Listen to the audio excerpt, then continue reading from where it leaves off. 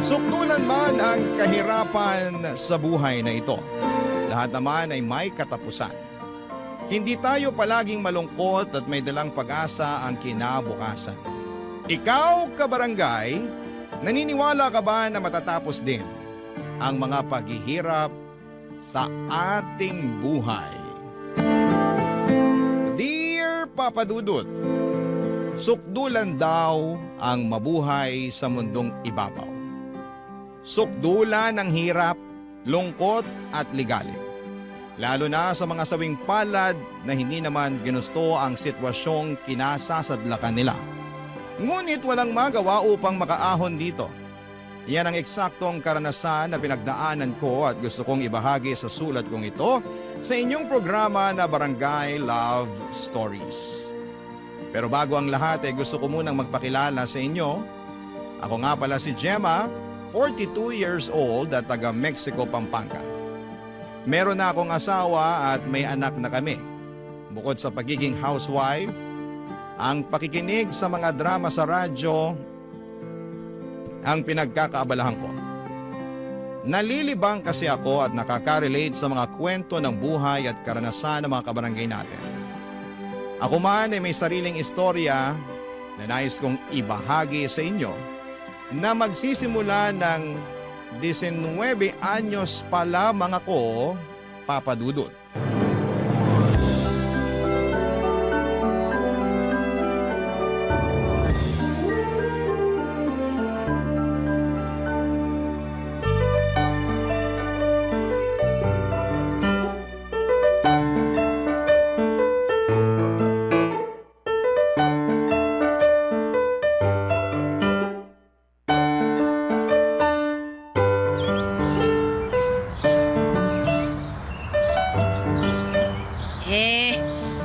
Kilala mo si Gustavo? Si Gustavo? Oh, yung pinagkakautangan namin ng tatay mo. Opo, natatandaan ko po siya. May lihim na pagtingin sa'yo si Gustavo, nak. Pero di na pala lihim. Kasi nagsabi na siya sa amin ng tatay mo. Ano po? Kursunada ka pala niya, Gemma. Sinabihan kami na kung mapapapayag ka raw namin na asawahin siya, absuelto na kami sa utang namin sa kanya. Naisip namin na na malaking bagay at luwag sa dibdib namin ng tatay mo kung sakaling hindi na kami singilin ni Gustavo. Alam mo namang walang-wala tayo, di ba? Nasa magkano pa yung dapat nating bayaran sa kanya. Kaya naisip niyo po na ako na lang yung ibayad? Hindi naman sa ganun. Ganun na ganun po yun, Nay. Di sige, tama ka. Walang-wala na kasi kami talaga ng tatay mo. Hindi na namin alam kung paano babayaran si Gustavo. Tinatakot na nga kami. Hindi na kami makatulog sa gabi. Tatay mo hindi na makapagtrabaho na maayos.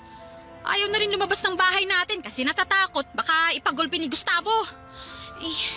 Nak, pasensya na kung ganito ha, na ikaw yung naisipan naming ibayad. Pero nangako naman si Gustavo na tatratuhin kanyang mabuti. Kaya tiwala kami ng tatay mo na magiging maayos ang buhay mo sa poder niya. Ayaw mo bang guminhawa kahit papaano? Kontento ka na lang ba sa buhay natin na ganito? Isang kahig, isang tuka. Pero Nay, wala namang kasiguraduhan kung tutupad si Gustavo sa pangako niya sa inyo eh. Baka mamaya binibilog lang niya ang ulo niyo. Paano kung mapahamak ako? Ayoko, Nay. Ayokong sumama sa kanya. Anong ayaw mo? Hindi pwede. Dapat sumama ka sa kanya. Kasi ipinangako ka na namin ng tatay mo. Naman eh. Sarili niyong anak, pero kung tratuhin niyo ako, kung ipamigay niyo ako, paano naman akong bagay? Anak ka pa rin naman namin. Isipin mo na lang na na ginagawan mo ng malaking pabor ang pamilya natin. Maaati mo ba na mapahamak kami ng tatay mo dahil lang sa hindi kami nakabayad ng utang kay Gustavo? Yung mga kapatid mo, maliliit pa. Kaya mo ba silang buhayin kung biglaan kaming mawala ng tatay mo? Sige, mamili ka. Ayusin mo ha, yung hindi mo pagsisisihan.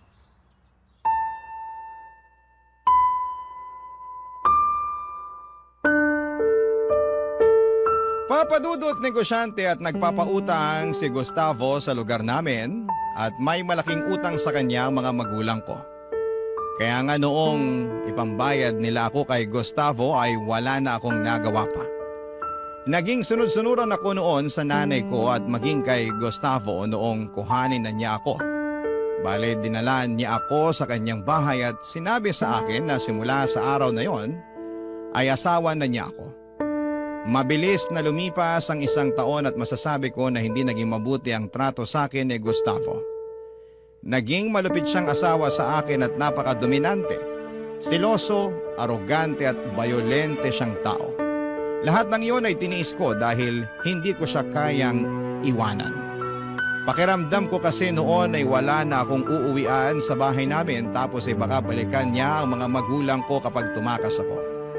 Ayoko namang mapahamak ang pamilya ko kaya kahit na nagawa nila akong ipagkanulo ay pinoprotektahan ko pa rin sila. At sa abot ng makakaya ko ay tinitiis ko ang sitwasyon na kinasasadlakan ko ng mga panahong yon, Papa Dudut.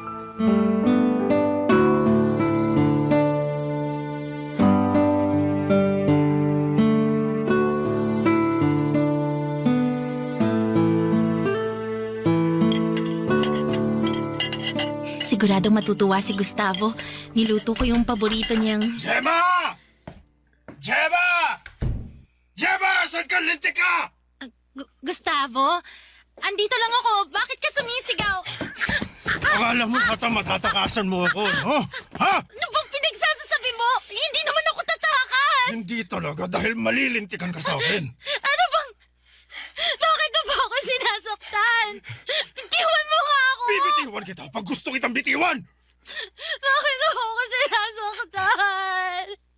Ano ba ginawa ko sa'yo? Wala pa, pero wag mo nang subukan. Dahil hindi kita sasantuhin. Di naman yata makatwiran na nasaktan mo ako. Na magalit ka sa akin at pagbantayan mo ako. Wala naman akong ginagawang masama. Teka, lasing ka ba? Lasing ka na naman eh. Oh, ano naman? Wala ka nang pakialam dun. Ha? Aray ko, nasasaktan ako, Gustavo! Bitiwan mo ako, pakiusap. Bitiwan mo na ako. Oh, sige. Sige, bibitiwan kita pero diyan ka lang sa harap ko, ha? Oh, ayan! Saan naman ako pupunta? Sige nga! Ewan ko! Basta mayroong bumubulong sa tenga ko na na baka iwanan mo ako. Na baka sumama ka doon kay Gregor, yung magtutubig. At saan naman ang galing yan? Ewan ko. Basta ko na lang naisip kasi kasi nakita ko kayong magkausap nung nakaraan. Gustavo, saglit lang naman yun eh. Tsaka tungkol lang yun sa pinadeliver kong tubig dito sa bahay natin. Wala naman... Bakit mo ako sinumpal? Kasi nangangatuwiran ka pa. Nagsasabi lang naman ako ng totoo ha. Wala kaming ginagawang masama ni Gregor. Nag-usap lang kami, sandali lang yun. Pwes wag mo nang kakausapin yung taong yun. Ha? Wala naman kaming ginagawang masama ni Gregor. Huwag mo na siyang ipagtanggol, Gemma! Hindi ko siya pinagtatanggol. Ay, talaga naman. Sumasagot ka pang lintik ka, ha? Ano na naman gagawin mo sa akin, ha? Ano, sasaktan mo na naman ako? Eh, ikaw naman kasi. Kasalanan mo kung bakit ka nasasaktan. Masyado ka kasing malapit sa mga kalalakihan. Hindi lang doon kay Gregor, marami pa sila. Nakikita ko. Akala mo, hindi ano? Gustavo, wala naman akong ginagawang masama. Masyado ka lang talagang malisyoso. Basta intindihin mo kung bakit ako nagkakaganito. Takot lang ako, Gemma. Takot lang ako na baka... Ano? Na baka ano? Na baka iwanan mo ako. Na baka ipagpalit mo ako sa mas bata. Sa kaedad mo. Gustavo, hindi yun mangyayari kahit... Siguraduhin mo lang dahil sa oras na traidorin mo ako, Gemma. Sa oras na iwanan mo ako, may kalalagyan niyang pamilya mo sa akin.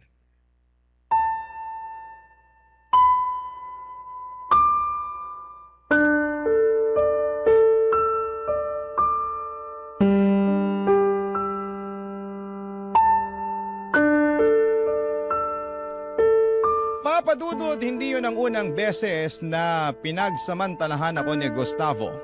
Kahit na mag-asawa na kami. Maraming beses na. Tulad ng dati ay wala akong magawa kapag nangyayari yon. Dala na rin siguro ng matinding takot kaya umiiyak na lamang ako at hinahayaan siya sa kademonyuhan niya. Masakit, mahirap, nakakadiri at sa pakiramdam ko ay parang aping-api ako. Ngunit tiniis ko ang mga yon, alang-alang sa mga taong gusto kong protektahan.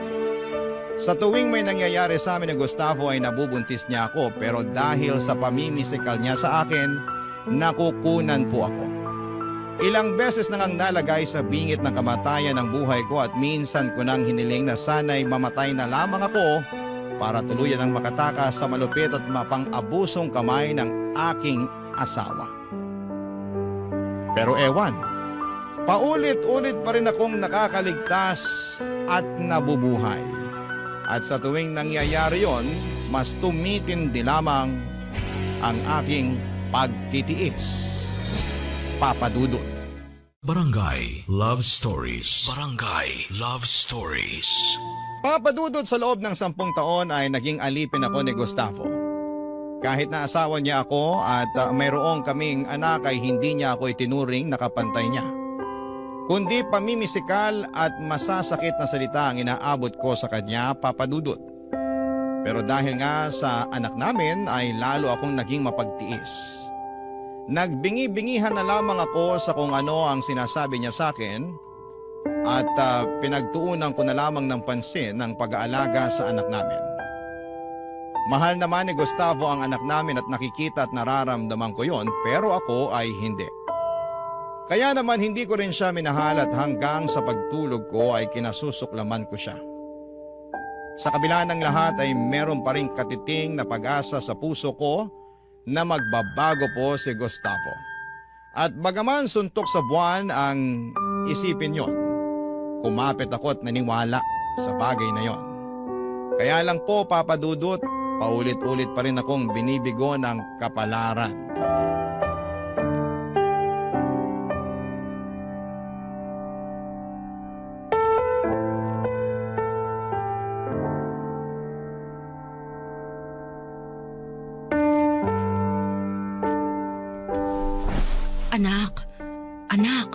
Anak, gumising ka. Diyos ko, kanina ka patulog at ang init ng katawan mo. Naku, ang taas ng lagnat mo, nak. Anak ng lintik, bakit ang kalat dito sa bahay, Gemma? Gustavo, parang awa mo na. Dalhin natin sa ospital yung anak mo. O bakit? Nabano ang anak ko? May sakit siya eh. Mainit yung buong katawan niya. Nanginginig siya tapos masama yung... Ay, nilalagnat. Nareremedyohan naman yan sa bahay. Hindi na yan kailangan dalhin sa ospital. Anong hindi? Sabi ko nanginginig na nga yung anak mo dun sa higaan, no? Eh, paano hindi manginginig? Nakatutok sa kanya yung electric fan. Anong nakatutok yung pinagsasasabi mo dyan? Wala kaya kaming magamit na electric fan dahil sinira mo nung nakaraang nagwala ka. Tsaka, ayaw mo ba talaga maniwala na nanginginig na yung anak mo? O sige, halika, silipin mo doon sa kwarto. Tingnan mo, balot na siya ng kumot. Sus, bakit ko naman gagawin yon? Masasayang lang oras ko, saka ikaw yung nanay. Ikaw na dapat bahalang gumamot dun sa anak mo. Gustavo, nanay lang ako. Hindi ako doktor. Wala akong pakialam, Gemma. Ikaw, Gemma! Saka bakit mo ako sinisigawan? Ha? Gustavo, bitiwan mo. Ha? Hindi ako makahinga. Ano ba, Gustavo? Eh? O ayan! Madali naman ako kausap eh. Ikaw, Gemma, sa susunod ayos-ayusin mo yung pagsagot mo sa akin, ha? Baka nakakalimutan mo kung sino ang hari sa pamamahay na to. Ako yun, ha?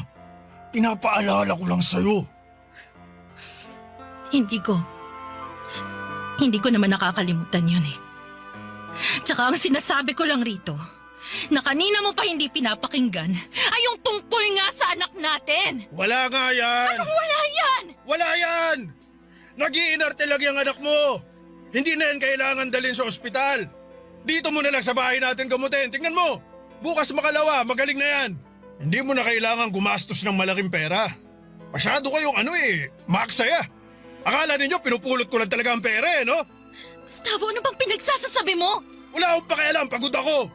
Puyat, inaantok, gutom. Gusto kong kumain. May niluto ka na ba? Ha? Wala na naman ano? Paano ako makakapagluto? Inaalagaan ko nga yung anak nating may sakit. Baka nakakalimutan mo na dapat mo rin akong alagaan. Maging makatarungan ka naman, Gustavo. Huwag mong ibalik sa akin yung pagkukulang mo. Kahit kailan talaga ginigigil mo ako Napakawalang kwenta mong babae. Shh! Buti ba sa labas na lang ako kakain? Aalis ka? Bingi ka ba? Hindi, pero bigyan mo naman ako ng pera. At bakit ko naman gagawin yon? Kasi nga dadalhin ko yung anak nating may sakit sa ospital. Wala kang dadalhin sa ospital. Gastos sila ngayon. Nagkakaintindihan ba tayo? Ikaw na ang bahala kung paano mo gagamutin yung anak mo yan. Papadudo, tuluyan ngang lumala ang sakit ng anak namin ni Gustavo at huli na nang madala ko ito sa ospital. Nangutang na lamang ako sa kapitbahay ng pampamasahe dahil hindi talaga ako binigyan ng pera ng asawa ko. Kaso'y namatay din ang anak namin makaraan ang 5 oras. Pulmonya ang sakit niya at hindi na yon naagapan pa. Oo, mahal ni Gustavo ang anak namin ngunit mas mahal niya ang pera niya. Sa katunayan ay nagalit pa siya sa akin dahil napagastos pa siya sa pamburol at pampalibing sa anak namin. Durog na durog ang puso ko ng mga panahong yon na para bang gusto ko na ring sumama sa aking anak sa hukay. Gusto ko nang mamatay. Wala na rin namang rason para mabuhay pa ako sa mundo. Kaya nga noong desidido na akong magpatiwakal ay bigla akong ginulantang ng kapalaran. Imbes na ako ang mamatay, si Gustavo ang sumakabilang buhay nang maaksidente siya sa sinasakyan niyang motor. Malaya na ako noong nawala na si Gustavo. Pero pariwara pa rin ako. Kaya para makapagsimulang muli ay nagpakalayo-layo ako. Dinala ko ng aking kapalaran sa Maynila kung saan ay namasukan ako sa pabrika bilang trabahador. At doon ko nakilala si Javier na aming supervisor. Nagkamabutihan kami at hindi nga nagtagal ay nabuntis niya ako. Nagdesisyon kaming magsama agad at agad niya akong pinakilala sa Mami Lucinda niya, Papa Dudut.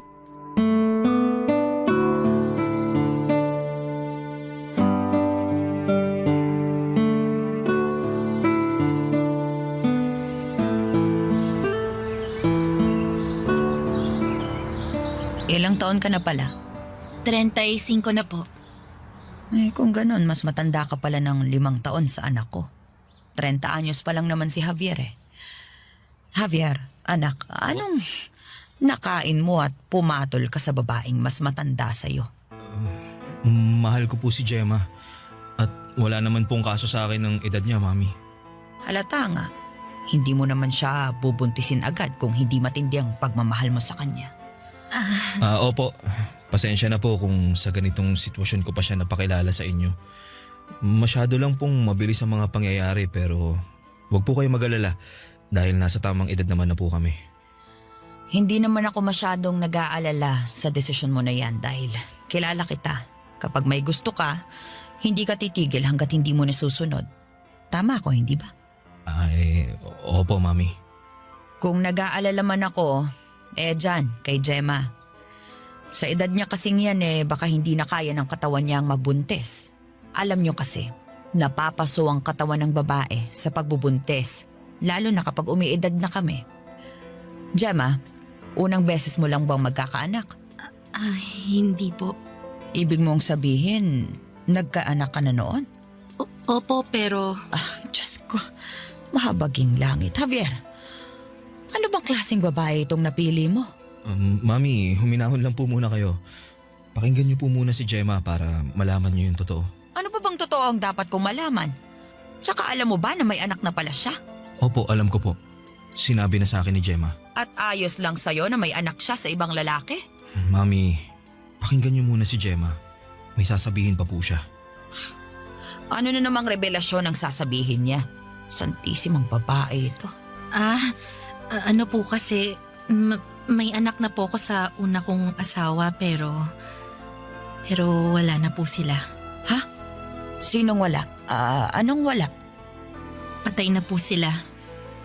Yung asawa at anak ko. Diyos ko, mabaging langit. At matagal na rin namang nangyari yun. Single na po si Gemma nang makilala ko siya. Pareho kami, kaya wala naman po akong nakikitang mali sa pagsasama namin. Sandali, Javier. Anak naman. Wala pong kaso sa akin kung may naging asawa na siya noon. Nakaraan naman na po yun eh. Ang mahalaga, yung ngayon na kami na ni Gemma ang magkasama. Tingin ko talaga ginayuma ka ng babaeng yan para mapaibig ka sa kanya ng husto. Mami naman. Hindi po totoo yon. Hindi ko po ginayuma si Javier. Totoo man o hindi, wala na rin naman ako magagawa pa ron. Tsaka buntis ka na. Andyan na yan. Pangatawanan na lang. Papa Dudut, istrikta ang unang tingin at impression ko sa nanay ni Javier. Hindi rin ako masyadong komportable sa presensya niya. Ngunit sa abot ng makakaya ko ay pinakisamahan ko siya ng maayos.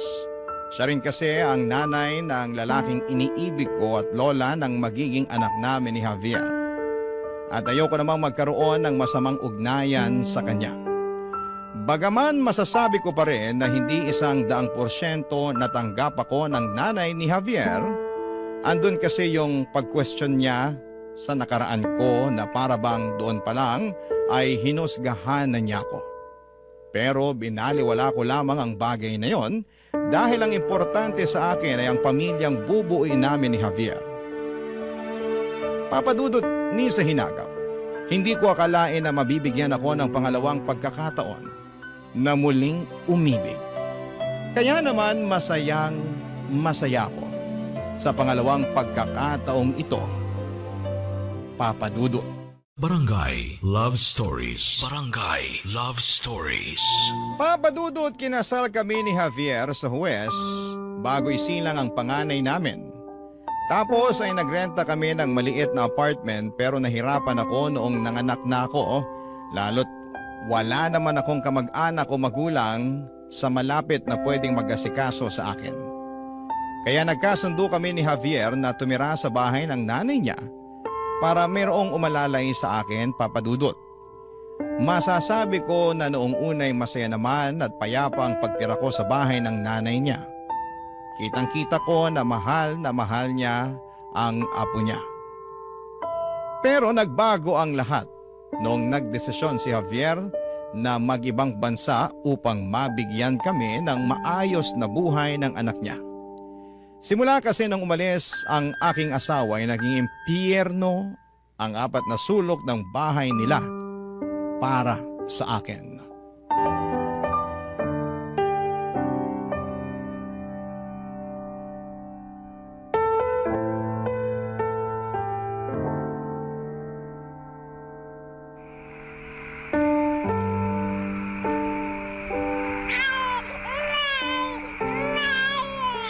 Tahan na, anak. Andito na si Mama. Huwag ka nang umiyak. Hoy, Gemma. Hindi pa ba titigil ka iiyak yung apo ko? Baka kabagi na yan. Sige ka. Ito na nga po, May. Pinapatahan ko na. Abay, dapat lang at kanina pa yan umiiyak. Opo, pasensya na po. Aanhin ko yung pasensya mo na istorbo ng tulog ko sa kabilang kwarto. Hanggang dun dinig na dinig yung atungal ng anak mo. Para ka namang walang alam. Hindi mo naman unang beses magkaanak pero kung umasta ka, daig mo pa ang baguhan. Pasensya na po kayo, ha. Patatahanin ko na po tong anak ko. Anak, tahan na, sige na. Tingin mo ba nakakaintindihan? Gamit-gamitin mo nga yung utak mo. Tignan mo kung gutom, padedehin mo. O kung puno na ang diaper. Hanapin mo kung may masakit sa kanya o baka naiinitan siya. Baka isa sa mga yon ang dahilan kung bakit iyak ng iyak ang apo ko. Opo, Ma.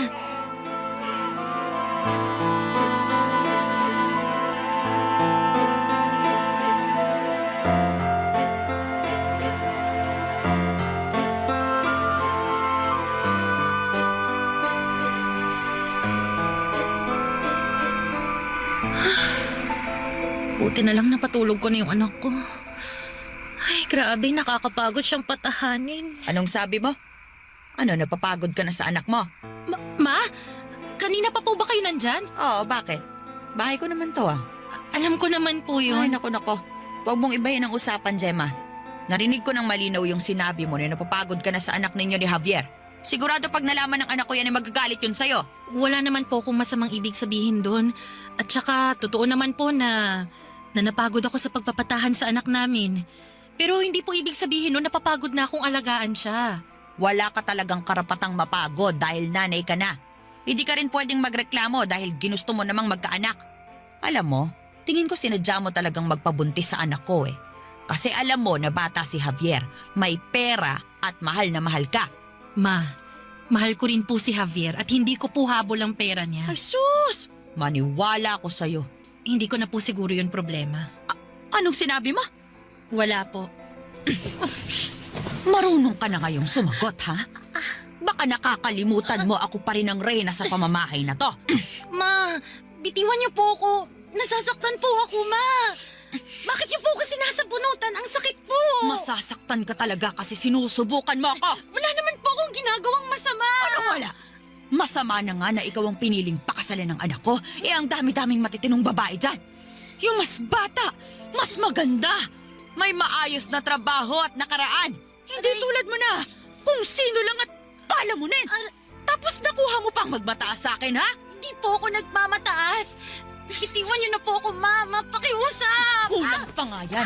Ang dapat sa'yo, tinuturuan ng leksyon. Ma! Halika Ma, dito. tama na po! Masakit na po! Aray!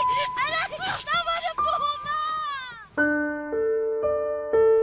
Papa Dudut, kahit na hirap na ako sa kamay ng biyanan ko ay minarapat ko pa ring manahimik. Hindi ako nagsumbong sa asawa ko at hindi ako nagsabi ng masama tungkol sa nanay niya dahil ayokong masira ang kanilang relasyon. Muli ako nagtiis at umasa na magbabago pa ang turing sa akin ng nanay ni Javier. Pero sa araw-araw na lamang na nagdaan, mas tumindi at sumama ang ugali nito. Gusto ko na lang talagang mawala ng mga panahong yon.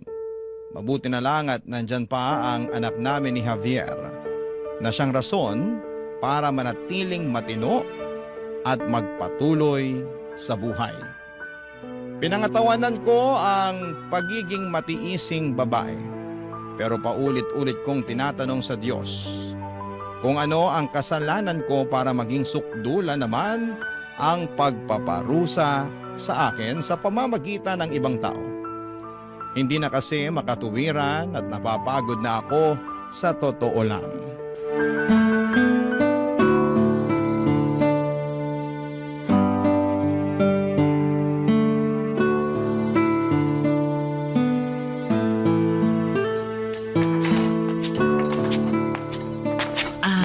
Ma, kain na po kayo. Ano ba yung niluto mo? Sinigang na baboy po. Sinigang ba yan? Bakit ang labnaw? Po? Ayan o. Mukhang matabang at pangit ang lasa. Mabuti pa tikman ko muna. Asa na ba yung kutsarita dito? Eto. Pwe! Ah! Ang pangit ng lasa! Paano po nangyari yun? Eh, masarap naman yan. Tinikman ko po yan kanina. Ibig mong sabihin nagsisinungaling ako? Hindi ko po alam, pero posible po kasi ayaw nyo naman yung luto ko, hindi ba? Buti alam mo! Kung bakit kasi masyado kang nagmamarunong dyan. May paluto-luto ka pang nalalaman. Napakamapapel mo. Hindi naman po ako nagmamarunong o mapapel. Concern lang naman po ako at gusto ko lang ding makatulong kaya nagkusa akong magluto ng pananghalian natin. At saka pag hindi ako nagluluto, nagagalit kayo. Nagpapasaring at sinasabi ninyo na magluto ko, ganito, ganyan. Tapos ngayon na nagkusa ako, galit pa rin kayo? Saan na po ako lulugar niyan, Ma? Bakit ako ang tinatanong mo dyan? Bakit hindi ikaw ang humanap ng lulugaran mo sa pamamahay ko? Kasi parang ang unfair nyo naman po sa akin. Ginagawa ko naman po lahat para makasundo ko kayo. Pinagsisilbihan ko kayo, ginagalang ko kayo kahit na hindi maayos yung trato nyo sa akin kasi nanay pa rin kayo ng asawa ko at saka lola kayo ng anak Huwag mo namin. akong sumbatan ng ganyan, ha? Lalo lang ako nang gigigil sa'yo, Gemma. Di po ako nanunumbat, Ma. Bakit ko naman po gagawin yun? Sinasabi ko lang naman po yung nararamdaman ko eh. Pwes wala akong pakialam sa nararamdaman mo. Tsaka nakuha mo pa talagang sabihin na unfair ako sa'yo? Di mo man lang ba nahahalata na ayoko talaga sa'yo? Pero wala akong magawa dahil nga kasal na kayo ng anak ko. Kung sana, naging matalino lang si Javier sa pagpili ng babaeng mapapangasawa niya. Nangyayari rito? Bakit kayo sumisigaw, Mami? Teka, bakit umiiyak si Gemma? Javier, bakit ka nandito? Umuwi po ako. Plano ko sana kayong sorpresahin kaya di na ako nagsabi na uuwi ako pero mukhang ako na sorpresa sa nadatnan ko eh. Gemma, ayos ka lang ba? Bakit ka umiiyak? Yang kasing nanay mo. Sumusobra na siya, Javier. Kung ano-ano na lang yung masasakit na salitang sinasabi niya sa akin. Hindi totoo yan. Narinig ko kayo na nagagalit kay Gemma pagdating ko, Mami. Natural lang yon. Kasi may ginawa siyang mali. Anong ginawang mali? Pinagluto ko lang naman po kayo ng tanghalian Kayo nga dyan yung Kayo dyan yung nang-iinsulto ng luto ko kasi ayaw niyong kumain. Pero pag di ako nagluto, galit pa rin kayo. Totoo ba yun? Javier, anak. Totoo yun, Javier. Hindi ko lang sinasabi sa'yo pero galit talaga sa akin ang mama mo. Ayaw niya sa akin kasi ako ang pinili mo. Ang minahal at pinakasalan mo.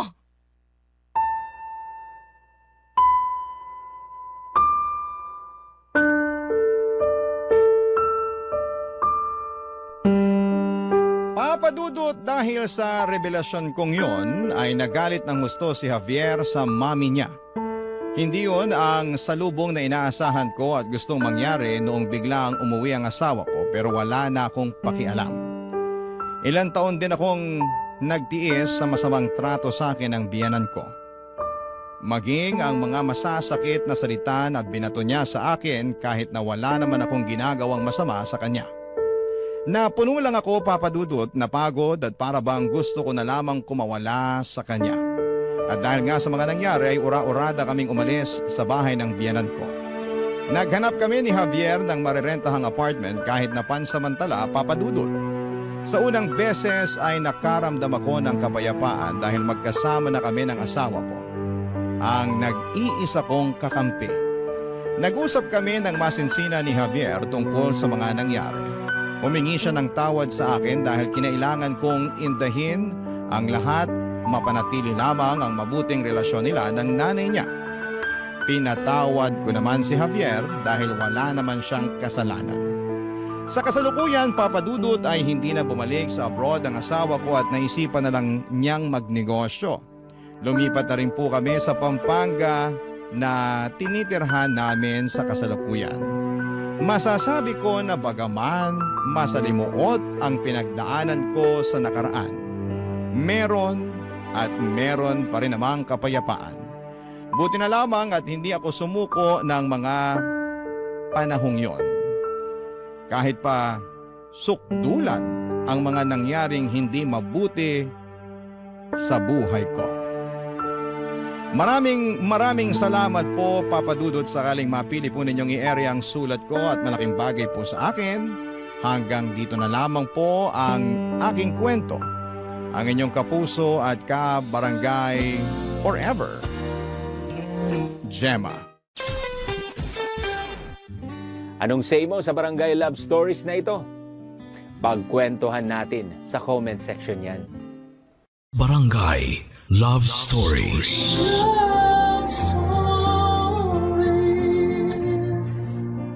May mga taong kulang ang pagmamahal sa sarili. Kaya naman hinahanap nila ito sa ibang tao. At kadalasan ay wala silang pakialam kahit na may nasasaktan na sila at may naaapakan.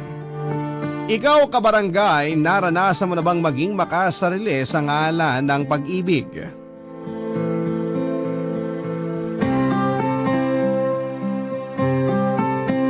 Dear Papadudot, uunahan ko na po kayo. Alam ko na marami sa ating mga kabarangay ang magtataas ng kilay at magpapakuyom ng kamao sa kwentong nais kong ibahagi sa inyong programa.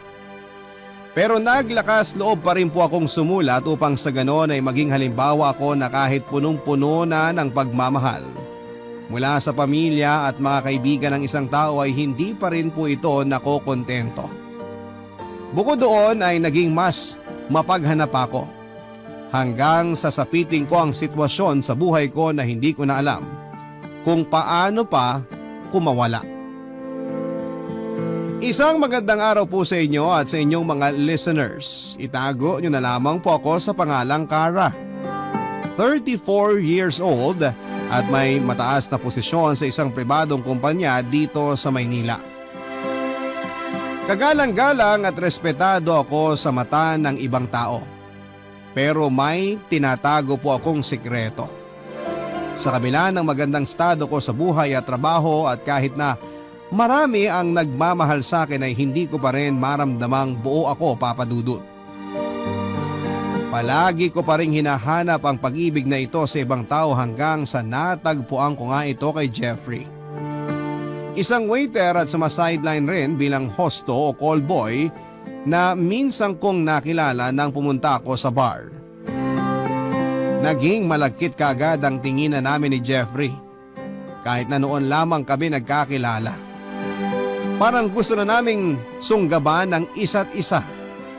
At nang mga sandaling yon ay hindi na rin siya nag-atubiling lumapit sa akin para kausapin ako, Papa Dudut. At hindi na rin naman ako nagpaligoy-ligoy pa. Hanggang sa nagkasundo kaming mag-check-in sa pinakamalapit na motel at nauwi nga sa pangyayari na alam nyo na, Papa Dudut. Malambing si Jeffrey Cuela at aaminin kong naging kahinaan ko yon. Kaya naman tuluyan na akong nahulog sa kanya. Simula noon ay nagkaroon kami ng kasunduan na nakahanda akong magbayad sa kanya kapalit ng pagiging magkasintahan namin.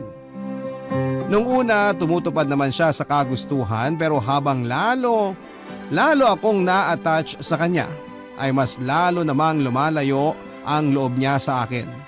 Dahilan para magalit ako ng husto, Papa Dudut.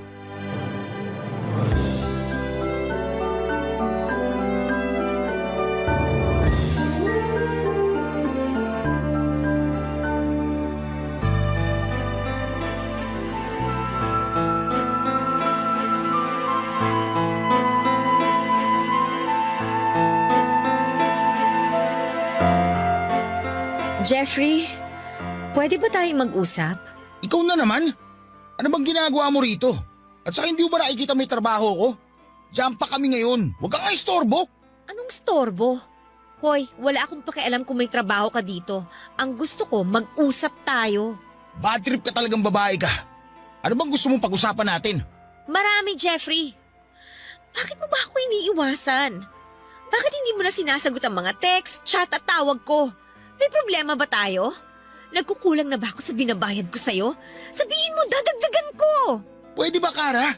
Wala na akong pakialam kung laki mo ang binabayad mo sa akin. Dahil ang gusto ko lang, lumayo na sa'yo. Naaalibadbara na ako sa pagmumukha mo. Ayoko nang umaali-aligid ka at lumalapit sa akin. Tarantado ka pala eh! Ay! Ano ba? Itigil mo yun, gago ka! May kasunduan tayo, nakalimutan mo na ba? Wala na akong pakialam sa sinasabi mong kasunduan. Saka wala naman tayong pinirmahang kontrata, kasulatan o dokumento na nagpapatunay sa kasunduan sinasabi mo. Ang ibig sabihin, pwede mapawalang bisa yon kung kailan ko gustuhin. At ngayon na yon. Kaya please lang, lumayas ka sa harap ko. Hindi mo ako pwedeng itapon na lang basta-basta dahil malaki na ang puhunan ko sa'yo, hayop ka! Aba, kita mo tong baliw na to. Anong puhunan yung sinasabi mo? Yun bang mga material na bagay na iniregalo mo sa akin na tinutukoy mo? Hoy, para sabihin ko sa'yo, kusa mo yung binigay sa akin, di ba? Ano, bobo lang? Hulyanin ka na? Kahit kailan, hindi ko yun hiningi sa'yo. Kaya wala kang karapatang isumbat sa mukha ko ang tungkol sa mga bagay na yun. Ganyan ka na ba talaga kadesperada magpapansin sa akin? Ano magagawa ko? Yun ang naisip kong parang para kausapin mo ako. Jeffrey, kung hindi naman problema ang pera, bakit parang nagbago ng pakikitungo mo sa akin? Nasaan na yung dating Jeffrey na malambing? Pwede ba? Huwag mo nga akong dramahan. Nakakasuya ang pagmumukha mo. Para sabihin ko sa'yo, hindi talaga ako malambing. Ikaw lang naman ang gusto maglambing ako sa'yo, buwisit ka. Sige na, marami pa akong gagawin. Huwag mo akong talikuran, hindi pa tayo tapos mag-usap. Wala na tayong dapat pag-usapan pa. Hindi mo ba naiintindihan? Akala ko pa naman matalino ka, pero utak tingga ka rin pala. Ayoko na sa pera mo Dahil ayoko na sa'yo! Hindi mo ako pwedeng itapon na lang ng parang basura matapos ang lahat ng namagitan sa atin! Walang kahit na anong namamagitan sa atin! Ilusyon mo lang yun! Pero gusto na kita! Ano ka mo? Nahulog na ako sa'yo, Jeffrey! Gusto ko nang tutuhanin ang lahat ng meron tayo! Please, bigyan mo sana ako ng pagkakataon para patunayan sa'yo kung gaano kita kamahal. Parang awa mo na, Jeffrey! Alam mo, para ang tanga! Lumuwag na ba talaga yung tornilyo mo sa utak? Para maisip na mahuhulog din ako sa tulad mo? Sinasabi ko na sa'yo na hindi yun mangyayari. Kaya huwag ka nang umasa pa na magiging tayo. Ilusyonada! Ang gusto ko, umalis ka na sa buhay ko. Dahil kung hindi, baka may kalagyan kang lintik ka. Papadudot daig ko pa ang inapaka noon ang pagkatao ng 1,000 ulit matapos manggaling sa bibig mismo ni Jeffrey na hindi niya matatanggap ang pag-ibig ko sa kanya. Doon ako nakaramdam ng labis na pagka-insecure lalo pat hindi yun ang unang beses na merong tumanggi sa akin, Papadudot. Hindi naman po sa pagbubuhat ng sariling bangko pero may ibubuga naman ako kung ganda lamang din ang labanan. Kaya bakit sawi pa rin ako? At iniiwan. Akala ko dahil napapaligaya ko si Jeffrey sa kama ay mas madali na sa kanya na mahalin ako katulad ng nararamdaman ko noon pero nagkamali pala ako. Dahil sa nangyari ay nagsimula na akong iwasan at layuan ni Jeffrey. At kahit na isampal ko pa sa mukha niya ang perang kaya kong ibayad sa serbisyo niya ay wala na rin yung epekto sa kanya. Dahil mas nanaig kay Jeffrey ang pagkairita niya sa akin. Kung ituring nga niya ako ay parang meron akong nakakahawang sakit, Papadudot.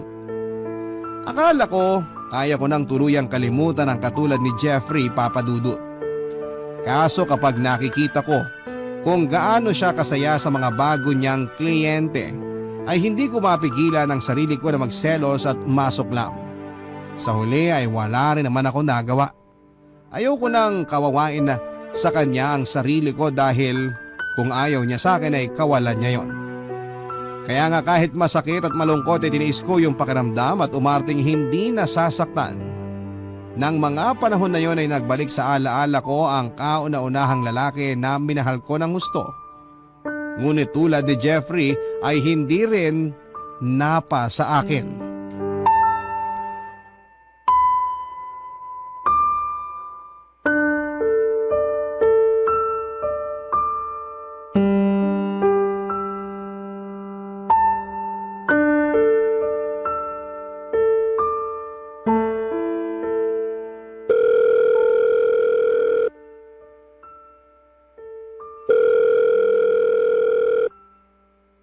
Hello? Sino to? Hi, Mond. Kara? Oh, napatawag ka. Nagpalit ka na pala ng number. Paano hindi ako magpapalit? Binlock mo na yata ako dun sa dati. Pero mabuti na lang dahil may paraan pa rin ako para makontak ka. Ay, ilang beses ko bang dapat sabihin sa'yo na wag mo na akong tatawagan? Paano kung malaman ng ate mo na nag-uusap tayo? Ano na lang ang iisipin nun? Huwag mo masyadong alalahanin si Ate Tanya. Hindi naman madaling maghinala yun. Tingnan mo, hanggang ngayon wala pa rin siyang kaalam-alam na dati tayong magkarelasyon bago siya umiksena sa buhay natin. Matagal na yun, Kara. At tapos na rin naman tayo. Ang ate Tanya mo na ang mahal ko. May anak na nga kami, di ba? Ganon-ganon na lang ba yun? Porke nabuntis mo ang ate ko, basta mo na lang ako iiwanan sa ere o itatapo na parang basura? Sobrang sama mo naman, Raymond. Akala ko ba ayos lang sa'yo? Di ba nga, sabi mo sa akin nun, hindi mo na ako mahal? Madalas na tayo nag-aaway. Nasusuya na ako. Kaya ka ba naghanap ng iba? At ang galing mo naman dahil ate ko pa talaga ang napili mo, no? Ganyan ka na ba talaga kasamang tao? Alam mo, hindi kita maintindihan. Kung umasta ka, akala mo may nagawa akong malaking kasalanan sa'yo. Samantalang kung iisipin, sukang-suka na tayo nun sa isa't isa. Anong magagawa ko kung si Tanya ang nandyan para damayan ako? Sige nga, sabihin mo nga. Di sana umiwas ka na lang, kaso hindi eh. Nagawa mo pang patulan ng ate ko at ang masahol doon, binuntis mo pa siya. Napakawalang niya mo rin ano? Gusto mo pa talagang ipamukha sa akin kung gaano ka kasaya samantalang ako nagdurusa? Ikaw ang pumili ng pagdurusang yan, Kara. Wag na wag mong isisi sa akin kung bakit hanggang ngayon miserable ka pa rin. Saka kasalanan mo rin yan. Masyado kasing mataas ang tingin mo sa sarili mo. Kaya palagi ka na lang iniiwan ng mga lalaking nakakarelasyon mo. Ano bang gusto mong palabasin? Na ikaw na lang palaging magaling? Kung inaakala mo na susunod sa lahat ng gusto mo ang magiging karelasyon mo, pues, diyan ka nagkakamali. Ayaw na ayaw naming mga lalaki yung may nagdidikta sa amin. Kaya siguro hindi nag-workout yung relasyon natin nun dahil sa pagkakontrolling mo. Huwag mong isisi sa akin kung ganito ako. Ano magagawa ko kung ganyan lang kayo? Sa lagay, gusto mong igaya ko sa inyo ang sarili ko? Samantalang alam na alam mo naman na hindi ako ipinanganak sa mundong to para tratuhing pangalawa lang sa lahat ng bagay, lalong-lalo na sa relasyon. Hindi ako katulad ng ate ko, Raymond. Hindi ako sunod-sunuran sa lahat ng gusto mo. Tandaan mo yan. At tandaan mo rin na ayoko sa mga babaeng katulad mo. Kaya bago pa magkandaletse-letse ang lahat, ibababa ko na tong phone. Malapit nang matapos maligo ang ate mo. Mamaya mahuli pa ako nung kausap ka. Baka kung ano pang isipin nun. Napakasama mo talaga. Wala kang konsensya. Tigilan mo na kasi ako. Ewan ko ba naman sa'yo, ba't ka pa rin habol ng habol sa akin? Kung hindi ka pinanganak para maging mahina, bakit hinahayaan mo ang sarili mo na maging miserable? Mag-isip-isip ka nga. Matalino ka naman. Pero bakit parang hindi mo ginagamit ang utak mo? Sige na. Napakawalang yamo, Raymond! Hayop ka!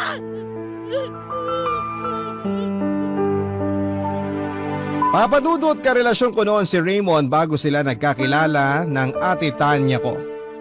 Nakilala ko siya pagka-graduate ko ng college at may sa ilang taon na rin ang relasyon namin nang nag-umpisa kaming magkalabuan. Nang mga panahon na yon ay nasa kasagsagan ako ng paghahabol ng promotion sa kumpanyang pinagtatrabahuhan ko, kaya naman aminado ko na naisantabi ko si Raymond at mas pinagtuunan ko ng pansin ang mga pangarap ko.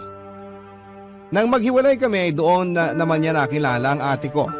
Nalaman ko na lamang yon nang ipakilala siya sa akin ni ate Tanya bilang tatay ng ipinagbubuntis niya. Nakakatawa na pareho nga kami noong nagkagulatan ni Raymond pagkakita namin sa isa't isa. Siyempre hindi ko naman kasi sa kanya noon kinikwento ang tungkol sa pamilya ko. Ang alam lang ni Raymond ay may kapatid ako. Pero never naman niya itong nakita kahit na sa picture man lang. Kaya nga nang mabuntis niya si ate Tanya ay doon ako nakaramdam ng hustong selos at galit sa kanilang dalawa, Papa Dudut. Ang mga kwento ng pag-ibig, kwento ng buhay at kwento ng pag-asa. Nasa Spotify na, Barangay Love Stories. Pakinggan kahit kailan, kahit saan. Barangay Love Stories sa Spotify. Kinig na, kabarangay! Papa Dudut, pinangatawanan na lang po namin ni Raymond na hindi kami naging magkarelasyon at hinayaan ko siyang gampanan ang papel niya bilang asawa ni ate at ama sa anak nila. Mas nag-focus naman ako sa trabaho at doon ko na rin po nagsimulang maghanap ng pansamantalang pagmamahal sa ibang lalaki. Bagaman may pagkakataon na minsan ay nahuhulog po talaga ako ng husto sa kanila, katulad na lamang ng nangyari sa amin ni Jeffrey. Siyempre, sinusubukan ko naman na mag-move on sa dati naming relasyon ni Raymond. Pero kahit na anong gawin ko ay hindi ko pa rin talaga siya makalimutan. Tinatagang ko na lamang talaga ang loob ko na ipakitang masaya ako sa harap ng kapatid ko para sa pamilyang bubuin niya kasama ang lalaking mahal ko, pero deep inside, durog na talaga ako, Papa Dudut. Akala ko kasi wala na akong pagmamahal noon kay Raymond. Kaya naman binitawang ko na siya. Pero masakit palang makita na sinalo siya ng ibang tao at si ate Tanya pa talaga. Lumaki po kaming close ng ate ko bagaman hindi kami tunay na magkapatid. Oo, Papa Dudut. Ampon lamang po ako. At nalaman ko lamang yon noong nasa high school na ako. Kaya kahit pinalaki kaming dalawa sa pagmamahal ng mga magulang namin ay hindi ko pa rin napigilang magtanim ng sama ng loob at inggit kay ate Tanya dahil kahit na sinasabi ng mga magulang namin na pantay ang pagtingin nila sa amin bilang mga anak nila, Alam ko at nararamdaman ko na mas mahal pa rin nila si ate. Kaya nga nang makagraduate ako sa college ay umalis na ako sa amin at namuhay na mag-isa. Pero paminsan-minsan ay dinadalaw ko pa rin si ate at ang pamangking ko sa bahay nila.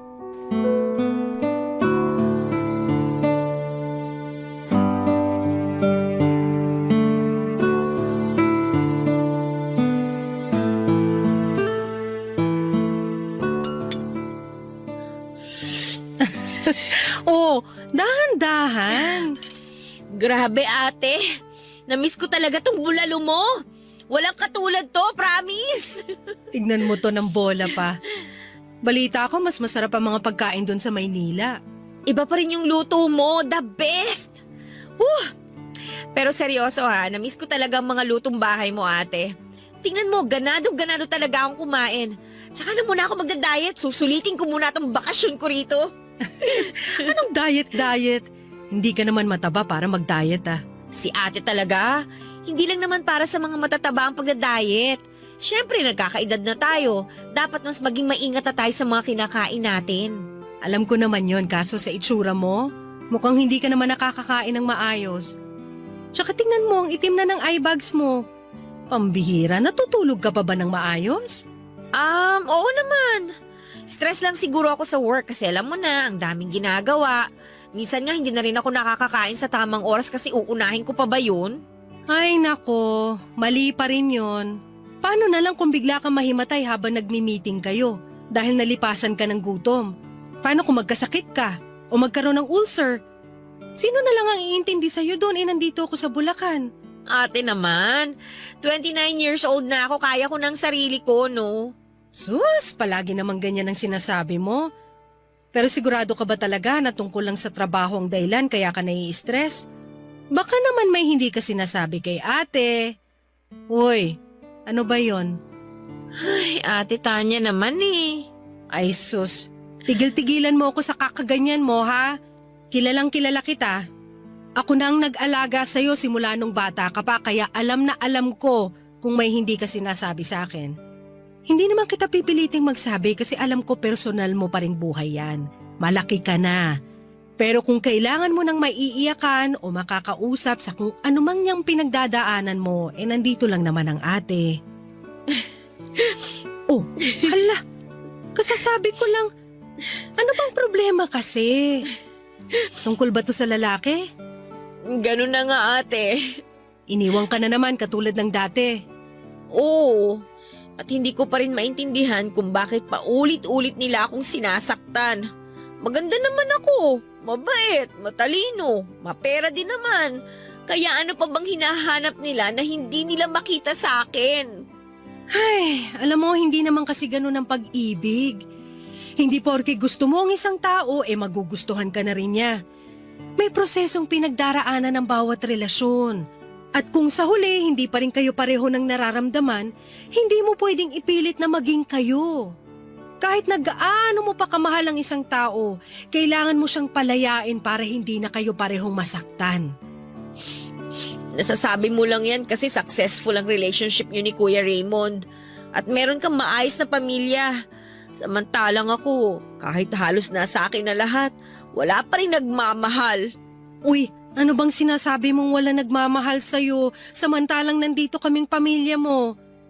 Kara, mahal ka namin. Tsaka yung sa amin ng Kuya Raymond mo, hindi rin naman perpekto yun. Marami rin pinagdadaanan ng relasyon namin. May mga pagkakataon na nag-aaway rin kami pero sinisiguro namin nagkakabati rin kami kaagad.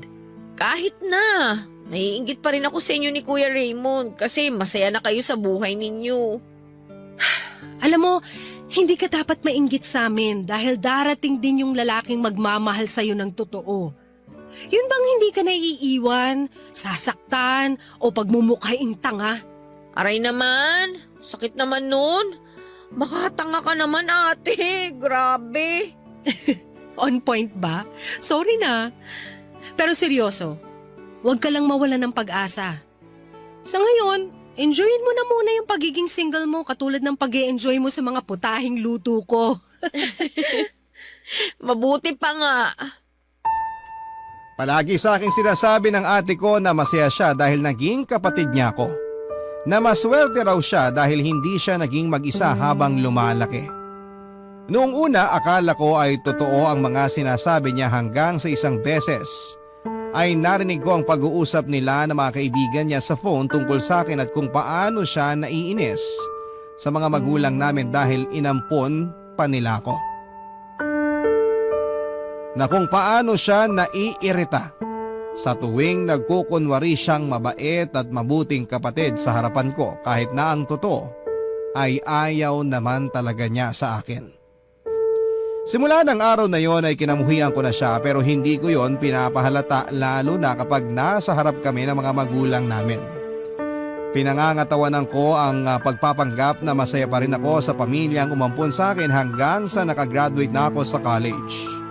Simula noon ay pilit ko na silang kinalimutan. Tawagin niyo na po kung walang utang na loob pero mahirap sabihin na meron kang pamilya kung hindi naman pala totoo ang pagmamahal na ipinapakita nila sa iyo.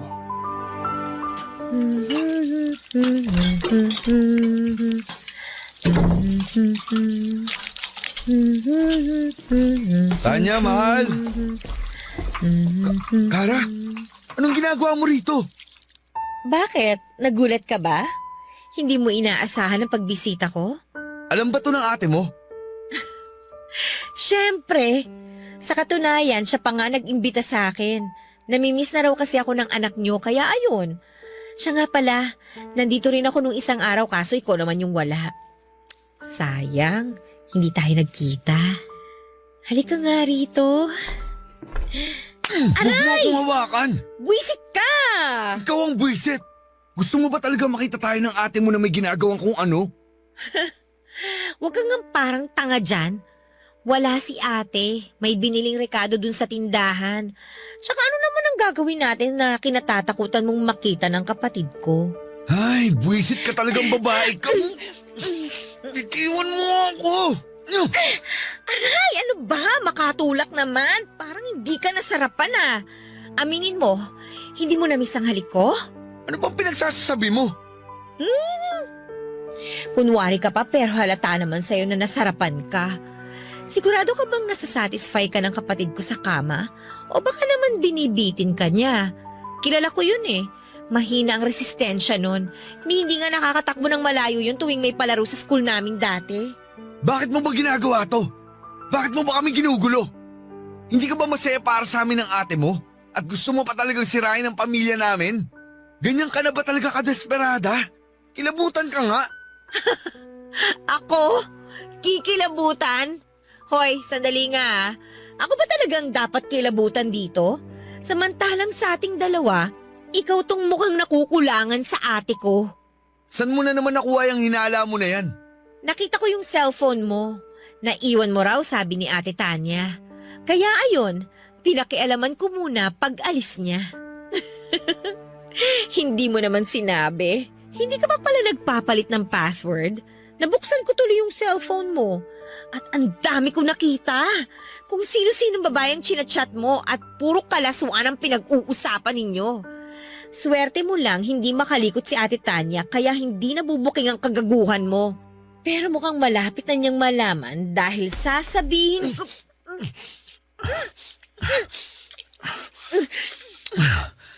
Wag mo akong susumbong sa ate mo na tumitingin sa iba ha. Dahil lagot talaga ako sa kanya. Sige, basta bahalikan mo lang ako.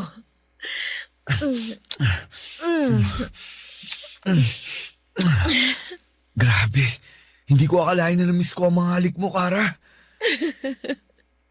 Sabi ko naman sa'yo eh. Nang mga panahon na yon ay tuluyan na nga akong naging makasarili at hinayaan ang pagnanasa ko para kay Raymond na magtagumpay kahit na nga asawa siya ng kapatid ko, Papa Dudut. Hindi ko na inisip kung kasalanan ba ang ginagawa namin dahil pareho naman po namin yung gusto. May sa ilang minuto rin noon ang nagdaan bago nakabalik sa bahay si Ate Tanya kaya nagkaroon pa kami ng pagkakataon ni Raymond na umarting walang nangyari. Simula noon hanggang sa bago ko umalis sa bahay nila ay naging malagkit na po ang tingin na namin sa isa't isa. Hindi nga nagtagal ay nagsimula na kaming magpalitan ng text messages. Tulad nga ng sinasabi ko noon ay hindi makalikot at hindi mapanghinala si Ate Tanya. Tiwalang tiwala kasi siya na tapat sa kanyang asawa niya.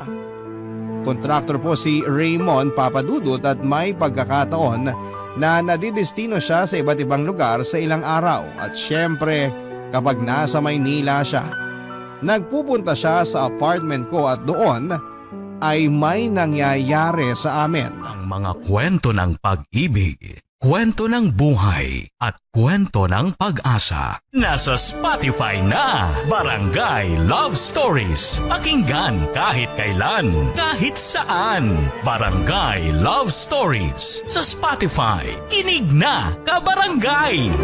Tinigilan ni Raymond ang pagkikita namin ng lihim.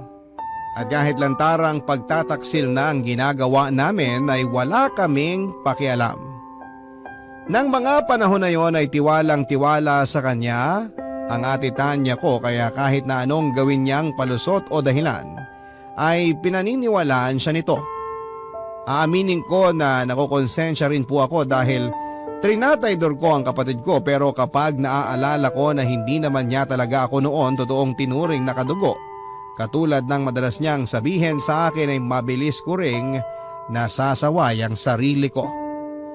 Pinipigilan ko po ang sarili ko na mahulog pang lalo kay Raymond dahil alam ko naman sa sarili ko na hindi na niya ako magugustuhan. Ako lang naman po itong nagpupumilit na magkabalikan kami at sa sobrang pagkadesperada ko ay nagawa ko siyang akitin. Akala ko ay sapat na yon para iwanan niya ang mag-ina niya at mag-umpisa ng panibagong buhay na kasama ko. Katulad ng dati. Kaso nagkamali po ako, Papa Dudut. At mukhang sa hindi ko na mabilang na pagkakataon ay nasaktan na naman ako, mga kapuso.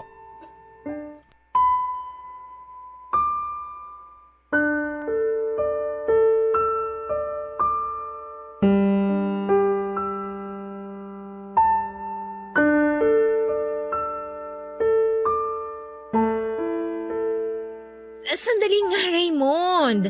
Saan ka pupunta? Hating gabi na. Tinawagan ako ni Tanya. Iyak siya ng iyak dahil sinugod daw sa ospital ang anak namin. Kailangan ko umuwi, Kara. Uuwi ka? Teka nga, gabi na. Wala ka na masasakyan. Wala akong pakialam. Kung kailangan ko mag-abang sa terminal, gagawin ko. Kailangan ako ng anak ko. Hindi mo ba naiintindihan yun? Naiintindihan ko. Kaso paano na lang ako kapag umalis ka? Magkikita pa ba tayo ulit? Yan pa talaga ang naisip mo samantalang nasa ospital ang anak ko, Kara? Nag-iisip ka ba talaga? Saka anong paano ka? Bakit? May tayo ba? Wala naman, di ba? Sino ka ba? Pero may nangyayari sa atin Akala ko kasi. Akala mo lang yun. Bakit? Nag-assume ka ba talaga na magugustuhan ulit kita tulad nung dati? Sex lang ang habol ko sa'yo, Kara. Yun lang. Wala nang iba. Kaya pwede ba tigilan mo ako sa ganyan mo? Walang iya ka pala talaga eh! Aray ko, ano ba? Siraulo ka na talagang babae ka! Ikaw ang siraulo! Ang kapal naman ang mukha mo! Paano mo naatim na sabihin sa akin ang tungkol sa bagay na yan pagkatapos mo magpakasarap kasama ako? Tapos ano? Magkukunwari kang responsableng tatay dyan sa anak nyo ni ate? Kahit na hindi mo nga siya maalala nung may nangyayari sa atin! Napakagago mo! Lalaki ako! May pangangailangan! Nagkataon lang na sa'yo ako nasasarapan kaya binabalik-balikan kita. Pero kung papipiliin ako sa inyo ng anak ko, mas pipiliin ko ang anak namin ni Tanya. Saka sinabi ko naman na sa'yo noon na hindi na kita mahal. Ilang beses ko bang dapat ulitin sa'yo para maintindihan ang mapurol mong utak?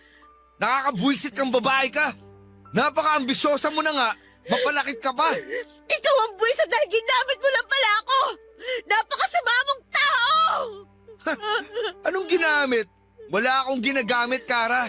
Dahil pareho nating ginusto na may mangyari sa atin. Tuwang-tuwa ka pa nga, ha? Buwisit ka talagang babae ka! Bakit mo ginawa yun? Napakakapal na mukha mo! Lumayas ka sa harapan ko! At huwag ka na magpapakita sa akin dahil sa gana sa buto yung galit ko sa'yo! Aalis talaga ako! Hindi mo nagtabuyan, no? Iiwan talaga kitang baliw ka! Papa Dudut, alam ko na kagagawan ko rin kung bakit ako nasasaktan ng husto ng mga panahon na yon. Kung sana noong una pa lamang ay pinili ko ng wag makisangkot sa relasyon ni Raymond at ng ate ko. Hindi ko sana pagdadaanan pa yung matinding sakit na kulang na lamang ay pumatay sa akin. Nagalit po ako lalo na kay Raymond. At naisip ko na kung hindi rin siya magiging sa akin ay dapat ay hindi rin siya magkaroon ng maligayang araw kasama ang mag-ina niya. Aaminin ko na pumasok talaga sa isipan ko na sirain ang pamilya nila sa pamamagitan ng pagsusumbong sa ate ko ng mga nangyari sa amin ng asawa niya. Pero sa huli, hindi ko na lamang po tinuloy ang plano kong yon, Papa Dudut. Alam kong huli na ang lahat dahil may nangyari na sa amin ni Raymond, pero nang panahon na yon ay pumasok sa isipan ko ang anak nila, Papa Dudut. Bigla ko kasing nakita sa kanya ang sarili ko. At kung sakali na lumaki man siyang walang magulang dahil sa akin ay hindi ko mapapatawad ang sarili ko. Pero syempre, hindi lahat ng lihim ay maitatago habang buhay.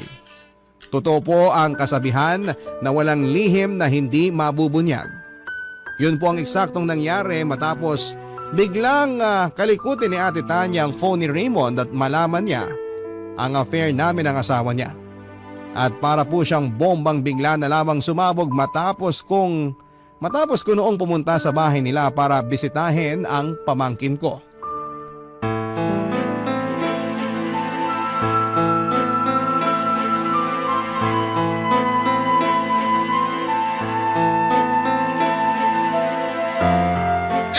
Napakawalang yamang babae ka! Alam mo ka mo na magpakita sa amin! Ate, bakit mo ako sinasabunutan? Tinatanong mo pa talaga? Kung tutuusin, unang pangarap pa na nabunot ko sa'yo, malitiga! Ate, ano ba? Ako! Ano ba pinagsasasabi mo? Nagpunta ako rito para bisitahin yung anak mo. Talaga lang, ha? Anak ko ba talaga? O ang asawa ko? Ano bang ingay yan? Natutulog ang bata! Kara, anong ginagawa mo rito? Nakalimutan mo na ba na pamangkin ko ang anak mo? Siyempre, nagpunta ako rito para dalawin siya. Ano ba namang klaseng tanong yan, Raymond? Wala akong pakialam kung anong rason mo. Hindi ka na sana nagpunta pa rito. O, tapos na ba kayo mag-reunion? Pwede na ba ako magsalita? Kasi sa pagkakaalam ko, tayong dalawa karang nag-uusap dito. Ate, hindi mo ako kinakausap. Sinasaktan mo ako! At anong gusto mong gawin ko? Yakapin ka? Maging masaya sa pagdating mo katulad nung dati? Aba, sira ulo na ako nung kusakali kasi ano ka? Sinaswerte? Hoy, babae! Alam ko nang ginagago niyo ako ni Raymond! Hindi ka makapagsalita kasi totoo! Anong niya ka talaga? Huh? Aray! Uy, ano ba? Ate, Tumigil na kayo! Nagawa mo! Nasasaktan ako! Ano ba? Dapat lang yan sa'yo! Kasi napakalandi mo! Tama na Huwag mo sabi! akong hawakan ng ditiri ako sa'yo! Hinintay ko lang talaga na pumunta si Kara dito bago ako pumutok ng ganito, Raymond! Hindi porke inamin mo sa akin na wala kang nararamdaman sa kapatid ko at ako at ang anak natin ang mahal mo. Ligtas ka na sa kasalanan yung dalawa! Napakasama niyo! Bakit niyo ito nagawa sa akin? Wala akong kasalanan dito, Tanya! Inakit ako ni Kara! Siya ang unang umalik sa akin! Binlockmail niya ako na magsusumbong sa'yo! Natakot lang naman ako na masira ang pamilya natin! Kaya kahit labag sa loob ko, pumayag ako sa gusto niyang mangyari! Hindi ko naman alam na magtutuloy-tuloy yun eh! Aray! Hoy Kara! Namumuro ka ng hayop ka ha! Wala akong pakialam! Ang kapal ng pagbumukha mong indiin ako sa kasalanan pareho naman nating ginawa! Napakagago mo, Raymond! Di ba? Sinabi ko na sa'yo na lubayin mo kami ng mag-ina ko. Pinagtabuyan na nga kita sa buhay namin, pero balik ka pa rin ng balik. Para kang kabute, sulpot ka ng sulpot. Bakit ba hindi ka na lang mawala? Ate Tanya, huwag ka maniwala sa hudas na yan! Ako ang paniwalaan mo dahil kapatid mo ko, di ba? Hindi kita kapatid! Wala akong kapatid ng ahas at mang-aagaw!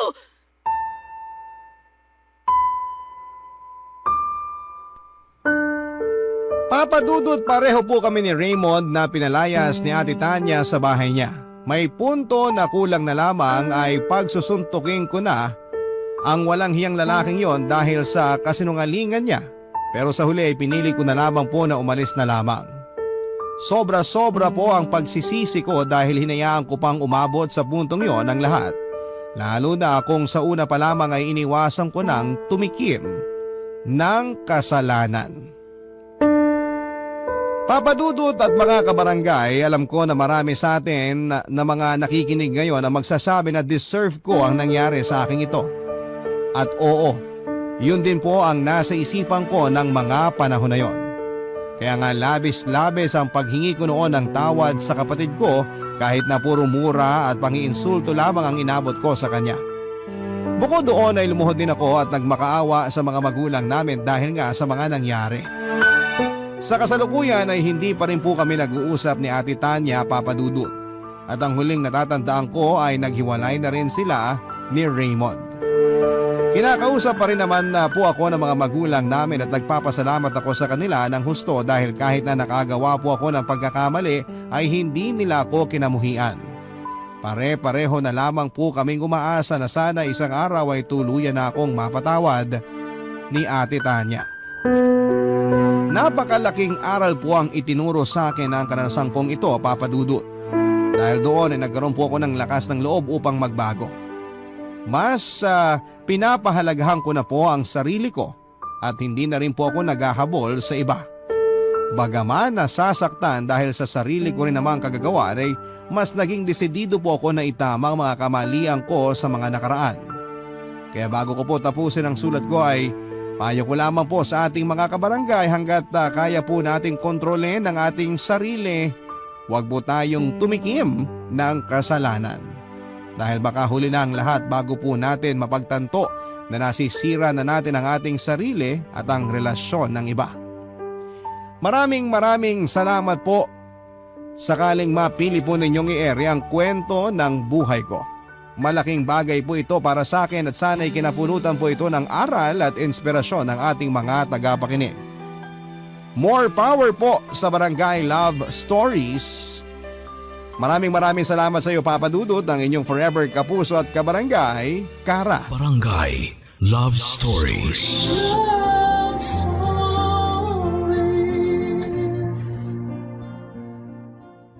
Barangay LS 97.1. 97.1. Number 1. Forever.